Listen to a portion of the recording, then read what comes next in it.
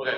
Yes, we have to get both of the next two speakers in before lunch, and the commissioner is running a few minutes late. So Bill will start his presentation, and then we will also have the commissioner speak before we have lunch. So, as some of us know, Bill has been with Amtrak for over 20 years that I know of, 25 years.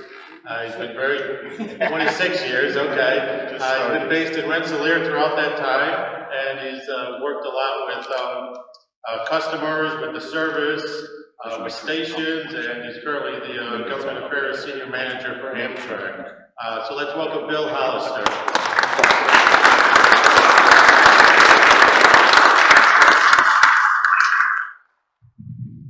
Thank you. Always nice to be here, and happy anniversary, ESPA. As you know, I've been involved with your group for quite some time, as Gary said, doing my age. And another point to show my age, I really enjoyed having the mayor speak. It's a pleasure to hear. He answered pretty much all the questions that I would have taken. He did a great job, so I would. So if you're not going to have any questions, he answered them. But one of the things he mentioned was Schenectady Station. He talked about the old Schenectady versus the new. And in 1984, I was a ticket agent, and I remember coming to the first time at the Schenectady Station, and I was scared. I was scared to work there. And I even was met by the city police when I came out the back door, and they said, "What are you coming out the back door this late at night? You should come out the front door." And that's what I knew. It was move ahead to just about 6 months ago. You've got this big, beautiful station in the city of Schenectady. As you know, I cover a big territory from D.C. to Maine, and one of my territories is Vermont, and I work with the legislature up in Vermont, and the legislator up there travels all over the country by train. And he called me up. He said, "Oh, Bill, I'm coming into town. I'm going to be coming in on the Adirondack southbound, and I'm going to pick up the lakeshore heading west to Chicago." And I said, "Oh, great, stop in my office. If you come in, I should be there." He said, No, I'm getting off in Schenectady." He says, I'm getting off in Schenectady. He says, "I love Schenectady." He says, "It's got a great station, a beautiful station now." He says, "The town is tremendous. It's got great restaurants." And he said, "My girlfriend and I, we're going to spend time in Schenectady." Kudos to him. That's how far it's come. And this is a fellow that lives up in Burlington, Vermont. That's where it's connected. But anyway, and I got to give credit to the mayor. He's done a great job here in the city, as he talked about with the ridership. And I do have to give kudos to him too. You mentioned about what mayors are doing across other states and other towns. And in my experience, you show me a town manager, a mayor who's actively involved with the rail service in the town.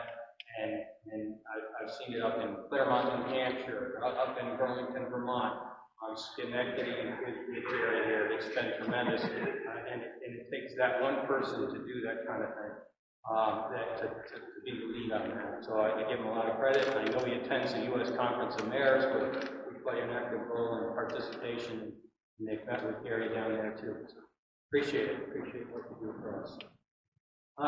So, first thing, I'm going to just give a very brief, kind of a general overview of where we are with Amtrak, both overall and in New York State. The first thing I want to mention is, I think what's on everybody's mind is the coronavirus and what everybody, what Amtrak is doing about that.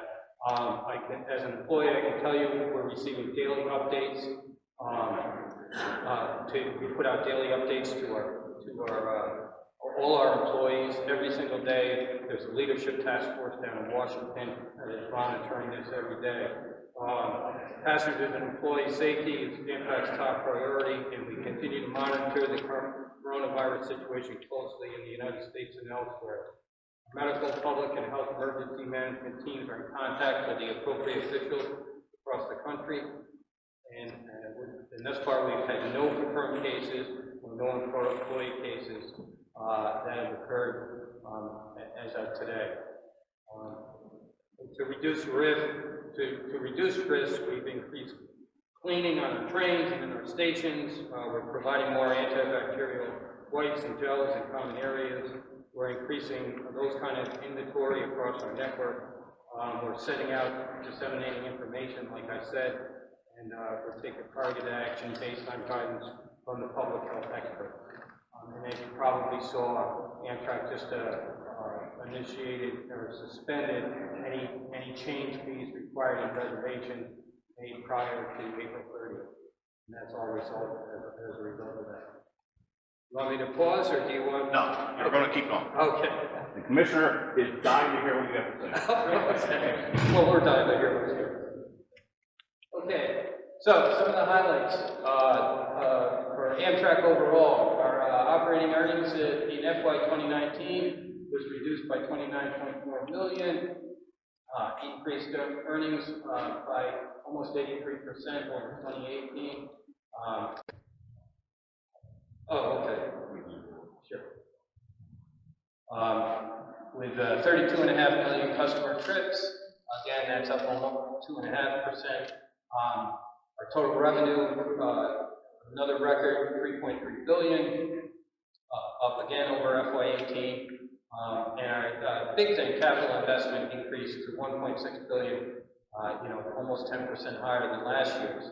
That included state-of-the-art repair work, equipment refreshes, and station upgrades.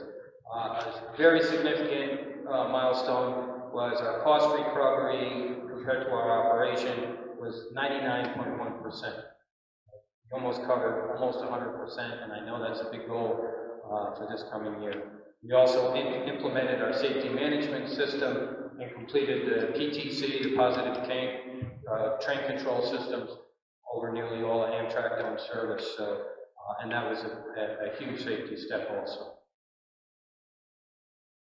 I'm just going to touch on this real briefly because Jim Matthews from the RPA is here, and he's going to talk about this significantly. But our reauthorization for funding this year to Congress, as you can see, is $2.04 billion under the FAST Act, and that includes $714 million for the Northeast corridor and $1.3 billion for the national network.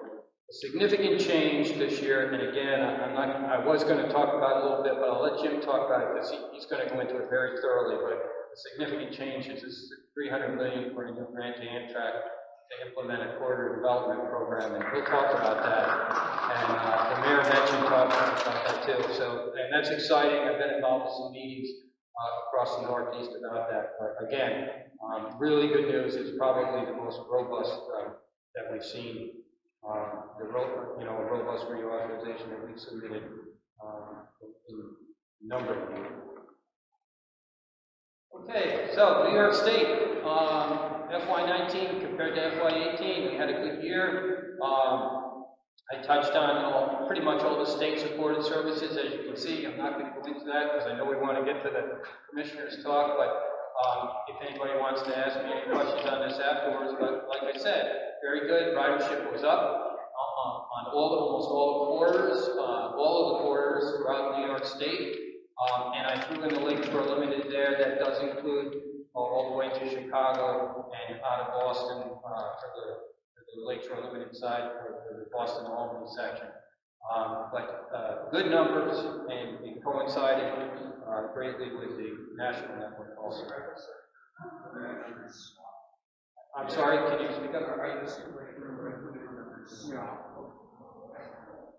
It seems fiscal year. I'm sorry, they might have been reversed. That should be reversed. That was a point. Yep. Okay. This is real busy. I can't see it, but I'd like to include it anyway, but I do have these if anybody wants them. But these are just station numbers, both ons and off totals. Again, very good numbers. New York Penn Station continues to be the #1 station in the country with over 10 million riders. Albany Rensselaer Station is done significantly well. Back up again, still #9 in the country, which is a very good situation. And then if you look, as Gary said, Schenectady Station, you can see the ons and offs there. Over 46,000 riders just in this. Very, very good numbers.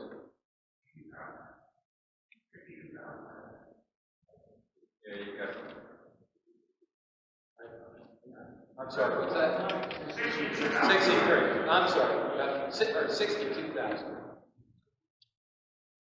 Okay, equipment. As you all know, there's been a lot going on with Amtrak's efforts on equipment. As you know, we're going to be instituting the new high-speed Acela trains down in the Northeast Corridor. We eagerly anticipate the launch of the new Acela speed train sets in 2021. The acquisition includes 28 high-speed train sets, which will provide additional capacity on our highest revenue high-speed service. The new train sets will have 378 seats compared to the 299 seats on Acela today. The train sets are based in Alstom's Avilia product, which has proven itself with reliable high-speed equipment in France and Italy. The increase from 20 to 28 train sets will also enable us to add Acela frequencies where market demand can support the added departure. We anticipate that all current first-generation Acela train sets will be replaced by early 2022.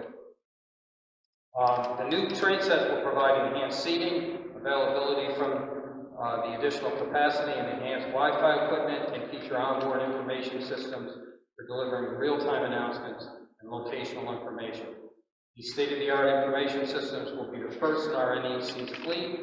Additional new features on the train sets include USB ports, outlets, and lights in the seats. The new train sets will initially operate at speeds of up to 160 miles per hour, and upgraded sections of the NEC as track projects in New Jersey are completed. The new train sets will be maintained under an agreement with Alstom.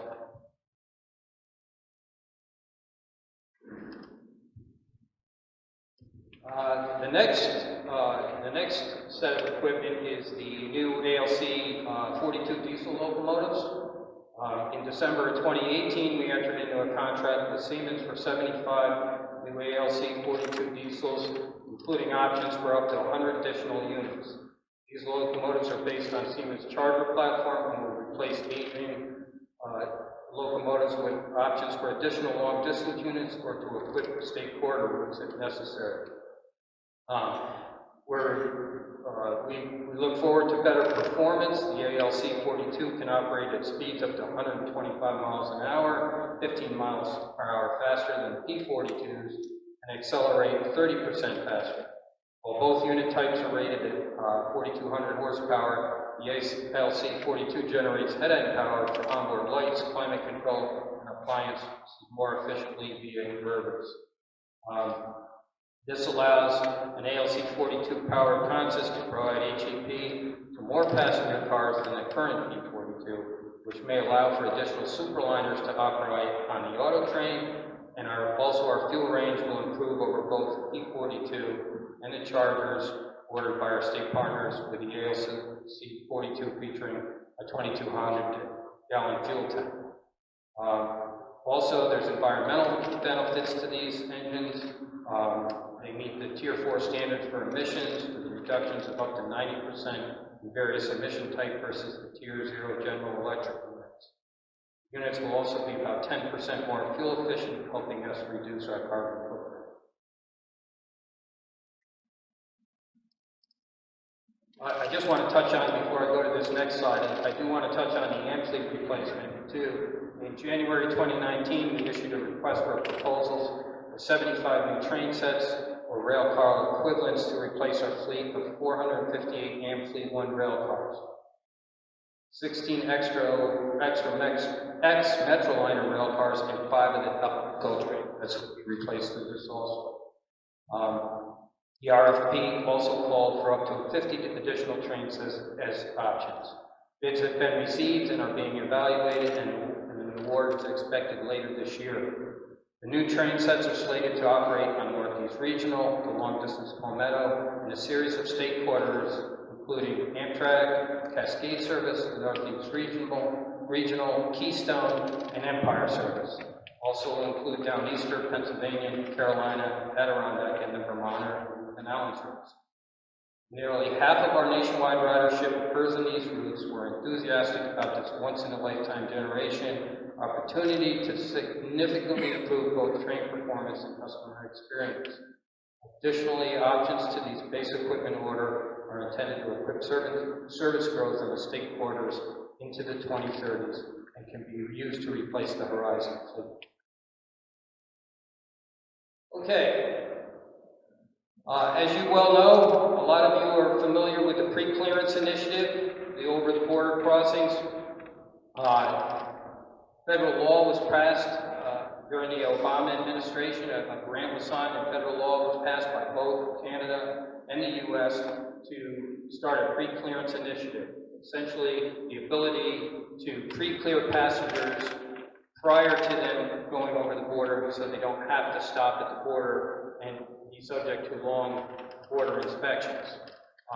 We've been working on this over the past several years, and about a year ago there was a change in political elections up in Quebec, and that kind of stalled it to get the new administration up to speed, but I'm happy to say that they made some real significant improvements within the last 6 months. And this new administration is fully on board, and they've done some great work. We've been working with them, holding regular calls with them on a monthly basis, and I'll tell you what's going to go on with that. But our 3 areas that we have that cross into Canada, obviously Vancouver, what we'd like to see there, they have like a partial pre-clearance that they do now, but they do stop at Blaine for the customs inspection. We'd like to institute a full pre-clearance in Vancouver and upgrade that from pre-inspection to full pre-clearance. Niagara Falls, I'm going to jump to Niagara Falls first because I know Montreal is a lot more, there's a lot more going on with it, but Niagara Falls does have quite a bit going on too. Over on the Canadian side, just over the bridge in Niagara Falls, Ontario, there's a plan to build a new facility over there. So the city of Niagara Falls, Amtrak, and the border initiative people, we've approached Canada and said, why don't you move your facility, instead of building a new facility, you can build a new train station, but instead of building a whole new inspection facility, we have one that works. It's up to date, it's state of the art. We were at a conference there just a couple of months ago. We did a whole tour and brought in both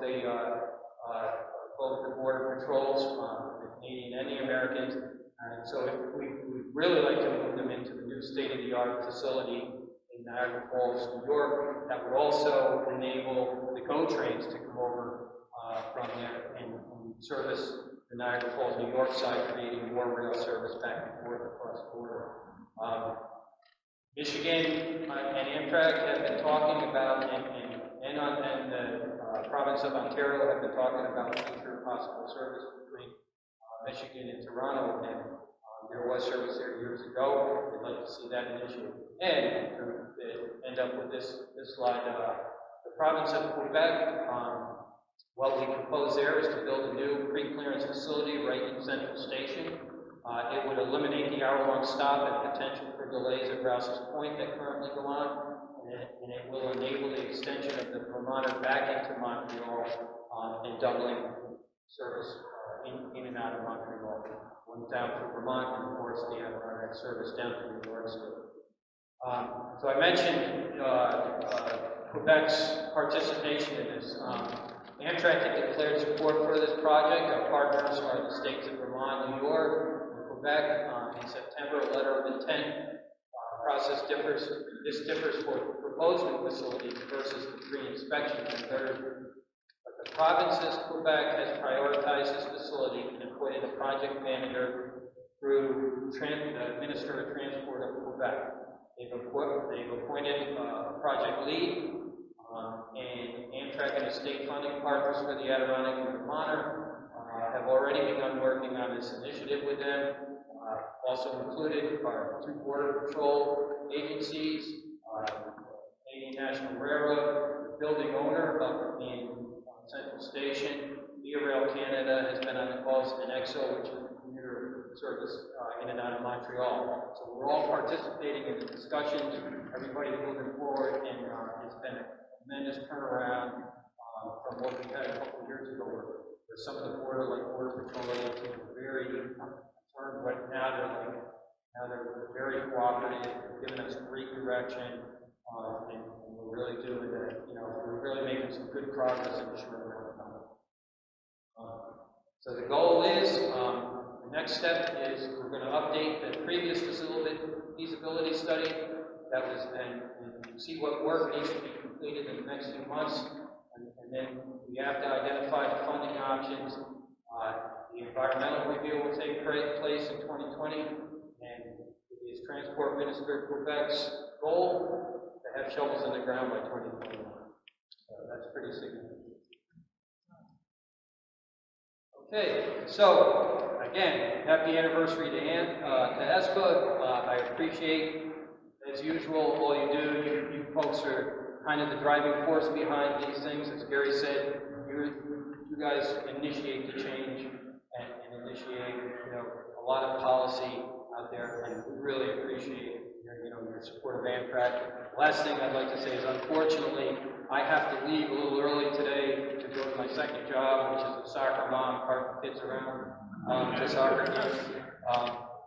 But I'm going to miss, I regret that I'm going to miss Charlie Colvinson's talk. I've known Charlie since he was a transportation manager in Syracuse. I see him on a regular basis coming in and out of the station. We talk on a regular basis. We talked earlier this morning about service. You'll see him out on the trains. He does a tremendous job for NISTOC. He does a tremendous job for Amtrak. And I know he was a founding father of ESPA, so I want to say congratulations to him because he's come such a long way. And one thing I always say about Charlie, I tell this to our employees, I tell this to the managers that we meet with, Charlie's heart is like a heart of gold when it comes to the Amtrak service. He cares so much about it, wants to see us succeed, wants us to do as good. He can be critical. He comes into my office, gives me a hard time every now and then, but it's all for a good cause. So I really appreciate the work he does, and I just want to recognize him. Thank you very much. Billy, Can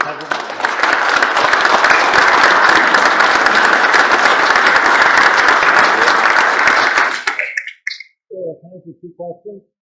Two questions. Well, right there.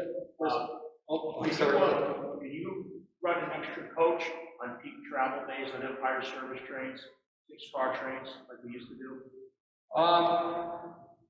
I can't answer that yes or no. What I can say is we know that the capacity issues are a major issue for us. But the capacity issue in running extra cars is what it comes down to, and that's just what I talked about, is equipment. That is our biggest challenge right now across the whole country, is getting viable extra equipment to run service on that. But I know it is one of the things that our like revenue management people are looking at to see what we can increase and what we can't. Are the trains capable of handling an extra car? Yes. Are there extra cars available? Sometimes, but it's rare. I'm sorry, sir. We're going to take to me. Yeah. Hi. Can you give an update on the Gateway Tunnel project? Oh, good question. That's a struggle, as you can probably see in the news, and it's become political. I do know, like, the Amtrak Gateway people well. In fact, one of them is one of the leads of this is a former New York State DOT project manager, Marie Corrado, who's been here and spoken before. She's doing a great job for us. We're pushing ahead. We plan on moving ahead with it. I know we have the support of New York on it. We have the support of New Jersey. We're trying to, and a lot of our federal officials, senators and congressmen will tell you that, it's supported. I think I said this last year, the Gateway program, and this is strictly my opinion, this is not an Amtrak opinion, but in my opinion, the Gateway program is something that needs to get done. We've got to get this political. It is not a New York issue. It is not a New Jersey issue. In my opinion, it's a national issue because it will have national impact if something happens down there with those tunnels. We've got to get them fixed. We've got to get them upgraded. We've got to get them improved. We need new tunnels down there to handle the capacity. And that's my answer. But they are moving ahead and doing it. They're still working for it. Rebecca?